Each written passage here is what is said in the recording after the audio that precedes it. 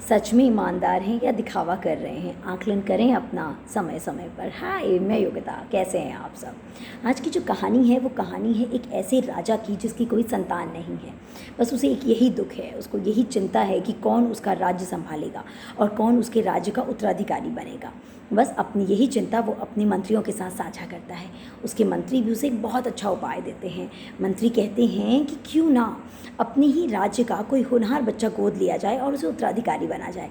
राजा को ये बात पसंद आ जाती है। राजा कहता है कि आज ही राज्य में घोषणा करवाई जाए कि कल सुबह सारे बच्चे महल में एकत्रित हो जाएं। बस दूसरे दिन सारे बच्चे महल में एकत्रित हो जाते हैं। सभी बहुत खुश हैं, बहुत ही उत्साहित हैं। सभी को राज्य का उत्तराधिकारी बनना है। राजा सभी बच्चों को एक एक गमला और कुछ बीज देता है और कहता है कि 6 महीने बाद आप सभी मेरे पास आएँ।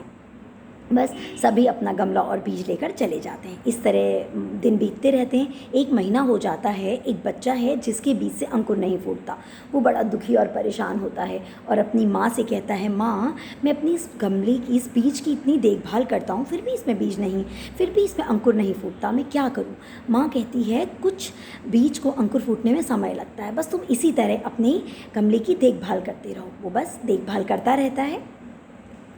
3 महीने बीत जाते हैं, फिर भी उसके बीज से अंकुर नहीं फूटता। वो फिर से बड़ा दुखी और परेशान होकर अपनी माँ के पास जाता है। कहता है, माँ, इतनी देखभाल करने के बाद भी इस बीज से अंकुर नहीं फूटता, मैं क्या करूँ। माँ कहती है कि सब्र का फल मीठा होता है, तुम बस इसी तरह देखभाल करते रहो। वो अपनी इस गमले की देखभाल करता रहता है। 6 महीने हो जाते हैं। महल में जाने का समय आ जाता है। सारे बच्चे बड़े खुश हैं, बड़े उत्साहित हैं, पर यही बच्चा जिसके बीच से अंकुर ही नहीं फूटा, वो बड़ा दुखी होता है। पर वो महल जाता है और सारे बच्चे के साथ वो भी खड़ा हो जाता है।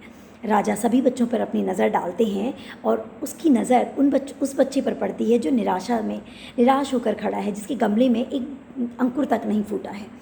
तो महाराज उस बच्चे का हाथ पकड़ते हैं और सबके सामने लेकर आते हैं और सभी उसका व्यंग करते हैं, सभी उसका मजाक उड़ाते हैं और उस पर हंसते हैं। राजा हाथ पकड़कर उसे सिंहासन पर बैठा देता है।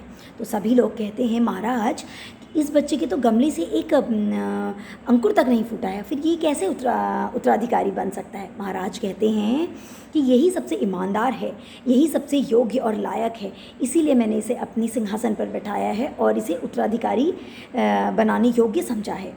तो सभी महाराज को आश्चर्य से देखते हैं। तो महाराज कहते हैं, मैंने आप सभी को 5 बीज दिए थे, उन बीजों से तो कभी पौधे उग ही नहीं सकते। तो सभी बड़ा शर्मिंदगी महसूस करते हैं और वापस लौट जाते हैं। कैसी लगी आपको मेरी ये कहानी, मुझे ज़रूर बताइएगा। अगर इसी तरह की मोटिवेशनल स्टोरीज सुनना चाहते हैं तो please like, subscribe my channel. Thank you.